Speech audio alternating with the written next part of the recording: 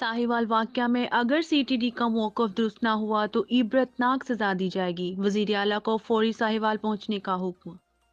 कुछ देर पहले वज़ीर आज़म साहब ने बात की है वज़ीर आला पंजाब से, और उनको ये हदायत दी है कि वो फौरी तौर के ऊपर साहिवाल पहुँचें, जहाँ पर आज एक वाक़या पेश आया है जिसमें जो सीटीडी है उसने ये कहा है, क्लेम किया है कि उसमें दहशतगर्द मारे गए हैं। मीडिया रिपोर्ट्स जो हैं वो कुछ और बता रही हैं, बच्चों के इंटरव्यूज़ कुछ और बता रहे हैं।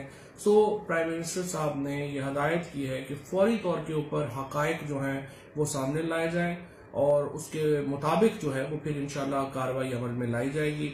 अगर सीटीडी का वर्जन दुरुस्त ना हुआ तो यकीनी तौर के ऊपर कानून के मुताबिक जो कार्रवाई बनती है और उनको एक निशान इबरत बनाया जाएगा, और अगर उनका वर्जन ठीक हुआ और दहशतगर्दी हुई वो भी अवाम के सामने रखी जाएगी। सो दोनों जो सूरतें हैं उनमें वज़ीर आज़म साहब ने हदायत की है। चीफ मिनिस्टर अभी जो हैं वो लाहौर से बाहर थे, उनको फौरी तौर के ऊपर साहिवाल पहुँचने की हदायत की गई है, और इंशाल्लाह ताला जो भी इसमें हमारे हक़ाइक़ हमारे सामने आते हैं वो हम आपके सामने रखेंगे।